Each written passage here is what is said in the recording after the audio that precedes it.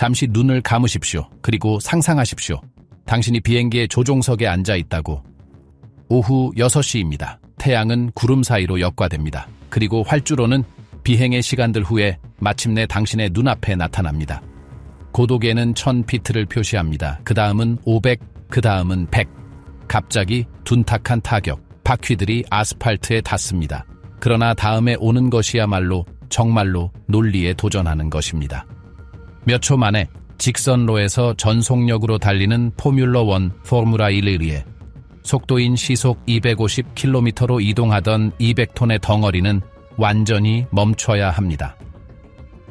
감속의 폭력은 당신을 벨트 쪽으로 밀어붙입니다. 엔진은 다른 톤으로 낮고 깊은 소리로 포효합니다. 그리고 비행기는 마치 보이지 않는 힘과 싸우는 것처럼 떨립니다. 질문은 피할 수 없습니다. 어떻게 그렇게 크고 무겁고 빠른 것을 단 몇 초 만에 그리고 밀리미터 단위의 정밀함으로 멈추는 것이 가능할까요? 대답은 단 하나의 시스템에 있는 것이 아니라 가장 야생의 에너지를 길들이기 위해 세 거인이 일제히 작동하는 완벽한 안무에 있습니다. 갑시다. 문제, 이동 중인 200톤. 도전을 이해하기 위해 우리는 원칙에서 시작해야 합니다. 에너지. 보잉 737과 같은 비행기가 비어있을 때 65톤에 가깝고 승객, 연료 및 수화물을 포함하여 최대 80톤에 달하는 무게로 시속 250km로 비행할 때 단순히 괴물 같은 양의 운동 에너지를 축적합니다. 그러나 만약 우리가 최대 이륙 중량이 500톤 이상인 에어버스 A380과 같은 거인에 대해 말한다면 그 수치는 거의 이해할 수 없게 됩니다. 관점을 제시하자면 상업용 비행기를 착륙시킬 때 소산되어야 하는 에너지는 시속 1000km 이상의 속도로 벽에 충돌하는 패밀리카의 에너지 또는 동시에 충돌하는 수백 대의 자동차의 에너지와 맞먹습니다. 그 에너지는 마법처럼 사라지지 않습니다. 그것은 다른 것으로 변해야 합니다.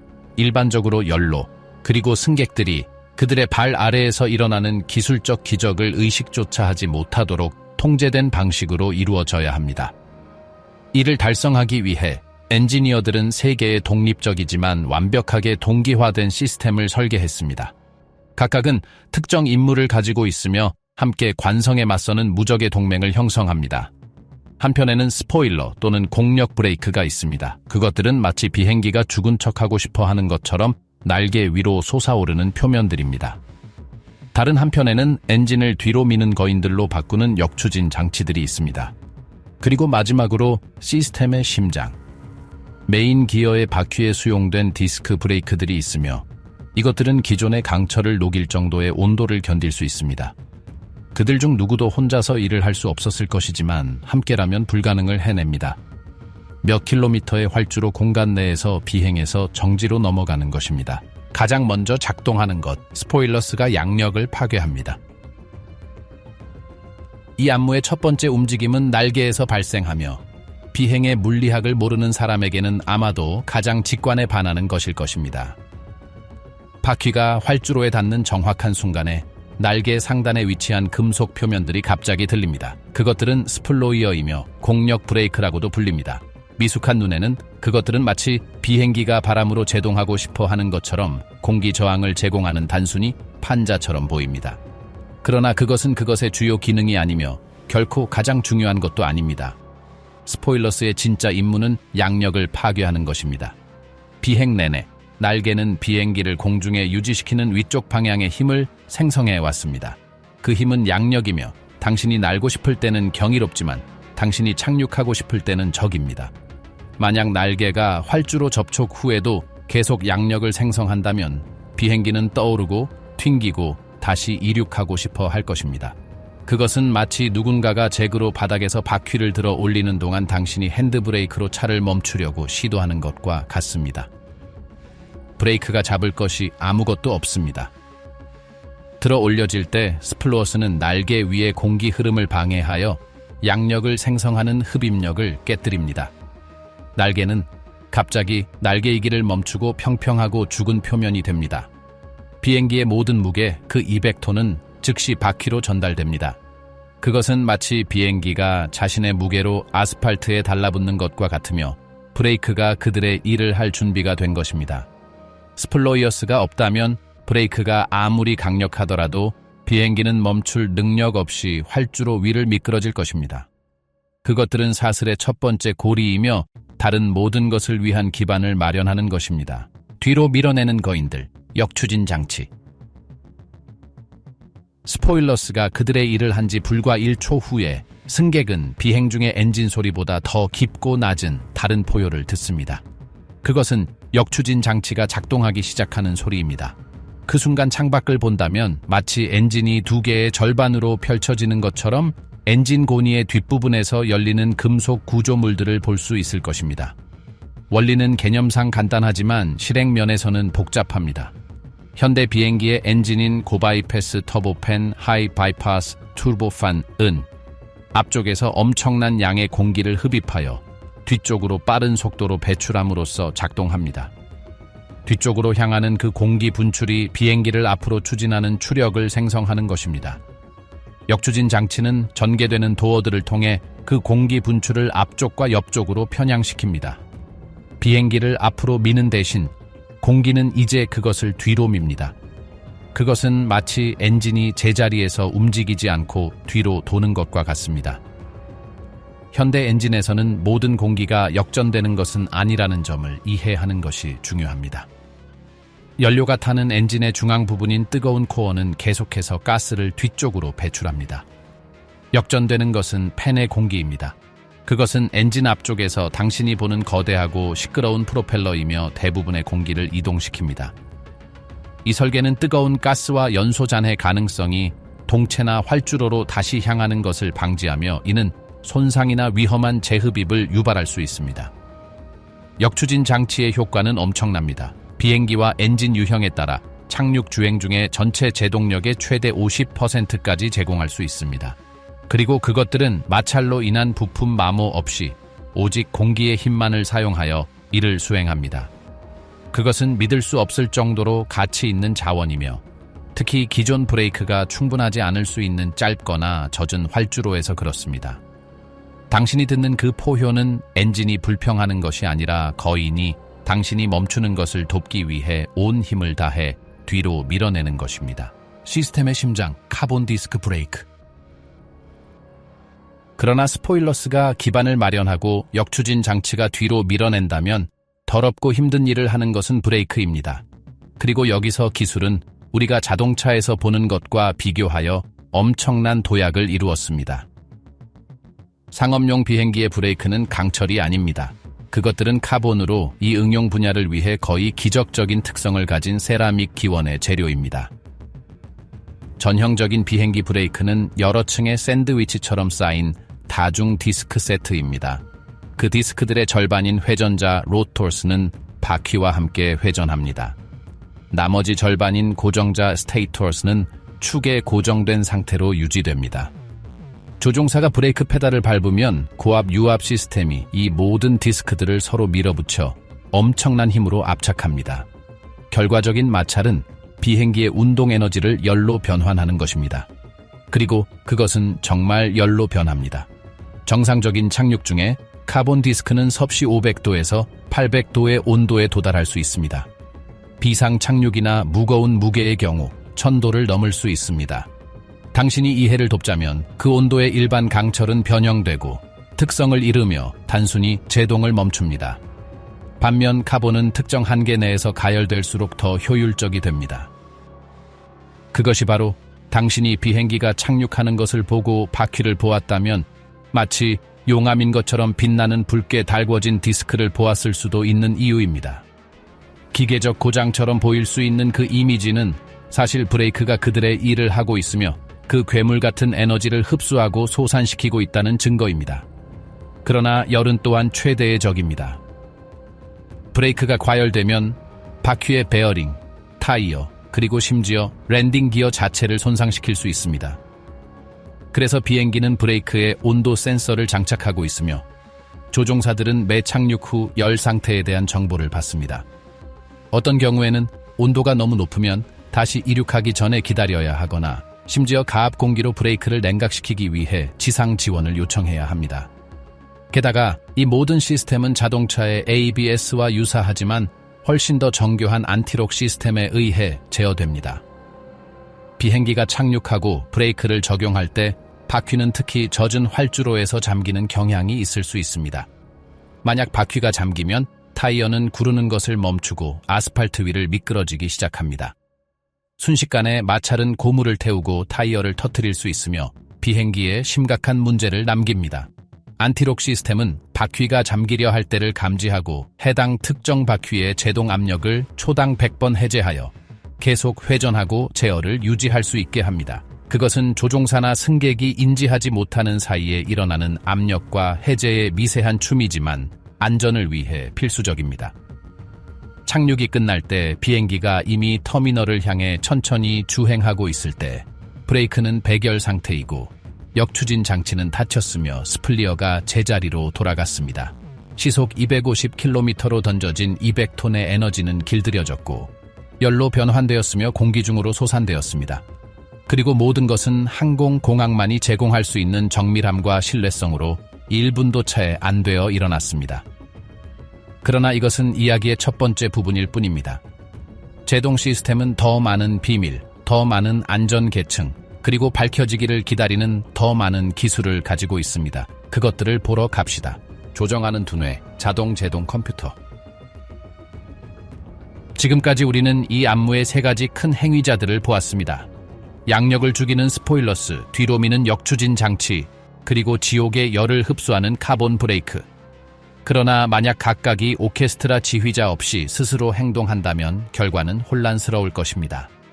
다행히도 현대 비행기는 밀리미터 단위의 정밀함으로 전체 프로세스를 조정하는 두뇌를 가지고 있습니다. 자동 제동 시스템 또는 아우토 브라크. 착륙 전 접근의 마지막 몇 분 동안 조종사들은 조종석의 작은 노브에서 착륙을 위해 원하는 감속 수준을 선택합니다. 옵션은 보통 세 가지입니다. 낮음, 중간, 높음. 비록 일부 비행기는 비상 상황이나 매우 짧은 활주로를 위해 최대 모드를 가지고 있기도 하지만 말입니다. 이 선택은 임의적인 것이 아닙니다. 그것은 활주로의 길이, 기상 조건 그리고 비행기의 무게에 달려 있습니다. 만약 활주로가 길고 건조하다면 조종사는 더 부드럽고 편안한 착륙을 위해 낮은 감속을 선택할 수 있습니다. 만약 활주로가 짧거나 젖어 있다면 가능한 한 빨리 멈추기 위해 높은 감속을 선택할 것입니다. 바퀴가 활주로에 닿고 센서들이 비행기가 확실히 지면에 있음을 확인하면 오토브레이크가 작동합니다.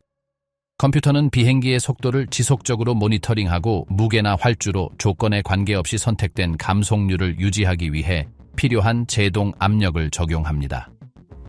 만약 브레이크가 차갑고 잘 반응한다면 압력은 완만할 것입니다. 만약 브레이크가 가열되어 다소 효율성을 잃는다면 컴퓨터는 보상하기 위해 압력을 증가시킵니다. 만약 역추진 장치가 최대 성능으로 작동하고 있다면 시스템은 승객을 불편하게 하거나 비행기에 불필요한 긴장을 줄 수 있는 과도한 감속을 피하기 위해 제동 압력을 약간 줄입니다. 오토브레이크는 또한 스플리어가 통합되어 있습니다. 만약 어떤 이유로 스플리어가 완전히 전개되지 않는다면 컴퓨터는 이를 감지하고 바퀴에 가해지는 무게 부족을 보상하기 위해 제동 압력을 조정합니다. 그것은 중복적이고 깊이 지능적인 시스템이며 심지어 최악의 조건에서도 감속이 일정하고 예측 가능하며 안전하도록 설계되었습니다.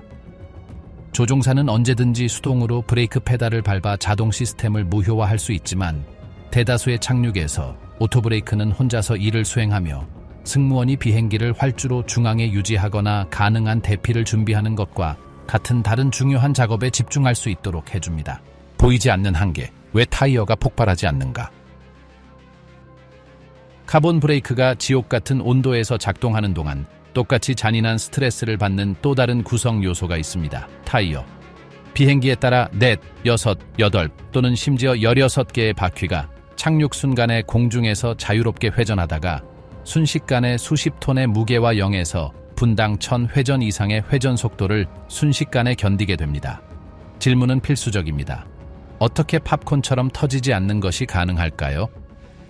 첫 번째 대답은 그것들을 팽창시키는 가스에 있습니다. 비행기 타이어는 자동차처럼 압축 공기로 채워지는 것이 아니라 순수 질소로 채워집니다. 일반 공기는 산소를 포함하고 있으며 고온 및 고압의 산소는 반응성이 매우 높습니다. 활주로와의 마찰만으로도 섭씨 100도에 가까운 온도에 도달할 수 있고, 또한 붉게 달궈진 브레이크로부터 복사열을 받는 타이어에서 산소는 내부 연소나 고무의 가속된 열화를 유발할 수 있습니다. 질소는 불활성 가스이기 때문에 그 위험을 제거합니다. 또한 질소는 온도 변화에 더 안정적이며, 이는 타이어 내부의 압력이 공기보다 훨씬 적게 변한다는 것을 의미하며, 이는 극한 조건에서 성능을 유지하는 데 결정적입니다. 두 번째 비밀은 그 구조에 있습니다. 비행기 타이어는 단순한 고무 조각이 아닙니다. 그것은 강철, 나일론, 그리고 케블라 층으로 이루어진 엔지니어링 구조물이며, 어떤 자동차 타이어도 파열시킬 부하를 견디도록 설계되었습니다. 그것들은 터지기 전까지 시속 400km까지의 속도를 견디도록 인증되었으며, 가장 큰 비행기에서는 바퀴당 최대 38톤의 부하를 견딜 수 있습니다. 그것의 트레드는 놀라울 정도로 얇은데 불과 몇 밀리미터에 불과합니다. 왜냐하면 그것들은 자동차처럼 수천 킬로미터를 버틸 필요가 없기 때문입니다. 그것들은 결정적인 순간에 몇 초 동안 활주로를 이빨과 발톱으로 움켜잡을 필요가 있으며, 이를 반복한 후 교체되어야 합니다. 상업용 비행기는 1년에 여러 세트의 타이어를 거칠 수 있으며, 각각은 자신의 임무를 위해 희생되도록 설계되었습니다. 비록 그것이 빨리 마모되는 것을 의미하더라도 임계 순간에 최대의 접지력을 제공하는 것입니다. 활주로에 닿을 때 바퀴에서 가끔 나오는 그 작은 하얀 연기를 볼 때, 그것은 타이어 파열이 아니라 트레드가 자신의 일을 하고 있는 것이며, 당신이 터미널에 안전하게 도착할 수 있도록 아스팔트에 자신의 일부를 남기는 것입니다. 활주로도 제동합니다. 표면 요인. 지금까지 우리는 비행기가 멈추기 위해 무엇을 하는지에 대해 이야기했지만, 똑같이 중요한 외부 요인이 있습니다. 활주로 자체. 비행기가 구르는 아스팔트나 콘크리트는 매끄럽고 연속적인 표면이 아닙니다. 활주로를 주의 깊게 살펴보면 거대한 레코드판처럼 수천 개의 작은 횡방향 홈이 파여 있는 것을 볼 수 있을 것입니다. 이 라누라도 그루빙은 장식적인 것이 아닙니다. 그것의 기능은 생명을 구하는 것입니다. 비가 오면 활주로 위에 물이 고입니다. 만약 표면이 매끄럽다면 고속으로 회전하는 타이어는 말 그대로 얇은 물층 위에 떠 있을 수 있으며, 아스팔트와의 모든 접촉을 잃게 됩니다. 그것은 수막 현상 또는 아쿠아 플래닝 현상이며, 젖은 도로에서 자동차가 제어력을 잃게 만드는 것과 동일한 것입니다. 홈들은 배수 채널 역할을 하여 물이 빠져나갈 길을 제공하고, 타이어가 활주로와 건조한 접촉을 유지할 수 있게 합니다. 그것들이 없다면 비 오는 날의 착륙은 러시안 룰렛이 될 것입니다. 그러나 활주로 설계만으로는 충분하지 않습니다. 그것의 제동 능력을 지속적으로 측정해야 합니다. 이를 위해 제동 카트 차레틸라 데 피레나도가 존재하며, 이는 활주로를 주행하며 다양한 지점에서 마찰 계수를 측정하는 특수 차량입니다. 이 데이터는 항공교통 관제사에게 전송되고 그들을 통해 착륙하려는 조종사들에게 전달됩니다. 만약 보고서가 활주로가 미끄럽다는 것을 나타내면 조종사들은 그들의 계산을 조정하고 오토브레이크에서 선택된 감속을 증가시키며 더 긴 제동 주행을 준비합니다. 건조한 활주로와 젖은 활주로 사이의 차이는 정지하는 데 필요한 거리에서 수백 미터가 될 수 있으며, 그 차이는 잘못 계산될 경우 안전한 착륙과 활주로, 이탈을 가르는 차이가 될 수 있습니다. 주행의 끝, 연기, 냄새, 그리고 안전. 승객에게 착륙은 강렬한 감각적 경험입니다. 엔진이 찢어질 것 같은 그 깊은 포효인 역추진 장치의 소음, 스플레어스가 들리고 브레이크가 디스크를 물 때의 동체의 떨림, 그리고 때로는 통풍구를 통해 스며드는 약간 매캐한 타는 듯한 특징적인 냄새. 일부 여행자들은 경악하며 무언가 타고 있다고 생각합니다. 현실은 훨씬 더 평범하고 안심이 됩니다. 그 냄새는 단순히 브레이크가 작동하는 냄새입니다.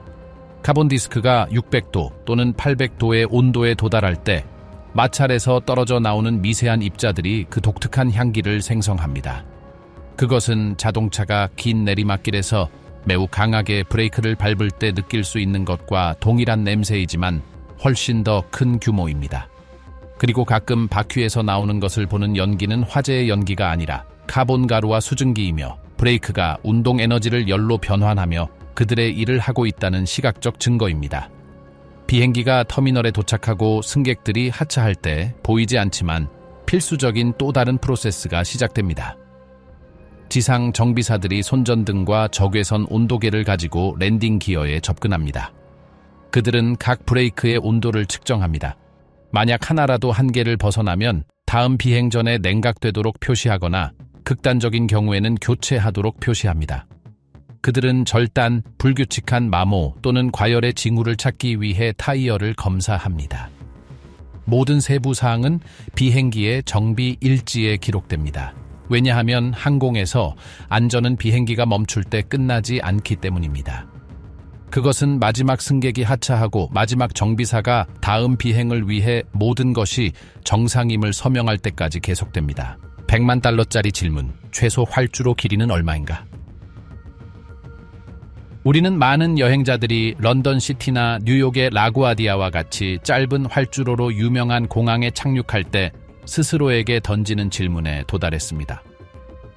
비행기가 멈추기 위해 실제로 얼마나 많은 활주로가 필요할까요? 대답은 고정된 숫자가 아닙니다. 그것은 조종사와 운항관리사가 매 이륙과 매 착륙 전에 계산하는 복잡한 방정식입니다. 필요한 활주로 길이는 여러 요인에 달려 있습니다. 첫 번째는 비행기의 무게입니다. 무거울수록 솟아시켜야 할 운동 에너지가 더 많고 제동 거리가 더 깁니다. 두 번째는 공항의 고도입니다. 고도가 높을수록 공기 밀도가 낮아지고 엔진은 더 적은 역추 진력을 생성하며 브레이크는 약간 덜 효율적입니다. 세 번째는 온도입니다. 열은 엔진의 성능과 제동 능력에 영향을 미칩니다. 그리고 네 번째이자 가장 가변적인 것은 활주로의 상태입니다. 젖음, 눈, 얼음 각 조건은 제동 거리를 연장시키는 다른 마찰 계수를 가집니다. 예측할 수 없는 상황에 대비하기 위해 항공은 안전 표준으로 젖은 활주로 개념을 사용합니다. 심지어 화창한 날이라 할지라도 활주로 길이 계산은 추가 마진을 포함하여 마치 젖어 있는 것처럼 이루어집니다. 그리고 활주로가 특히 짧은 공항의 경우 비행기는 그곳에서 운영될 수 있도록 인증을 받아야 합니다. 이는 제조사가 브레이크와 역추진 장치를 최대로 사용했을 때 비행기가 안전 마진을 가지고 해당 거리에서 멈출 수 있음을 증명하는 특정 테스트를 수반합니다. 결과적으로 런던 시티에 비행기가 착륙할 때 비록 활주로가 아주 작아 보이고 제동이 당신을 벨트 쪽으로 밀어붙이더라도 모든 것은 결과가 안전하도록 밀리미터 단위로 계산되어 있습니다. 다음에 당신이 비행하고 브레이크의 그 당김, 역추진 장치의 그 포효, 그리고 그 약간의 타는 냄새를 느낄 때 당신의 발 아래에서 일어나고 있는 모든 것을 기억하십시오. 붉게 달궈진 카본 디스크, 홈이 파인 활주로를 움켜잡는 질소 타이어, 초당 100번 압력을 조정하는 컴퓨터, 그리고 무언가 실패할 경우 제어권을 잡을 준비가 된 조종사들을 기억하십시오. 시속 250km로 던져진 200톤을 멈추는 것은 기적이 아닙니다. 그것은 공학이며 중복성이고 훈련이며 다른 어떤 운송수단에서도 그에 상응하는 것을 찾을 수 없는 안전에 대한 집착입니다.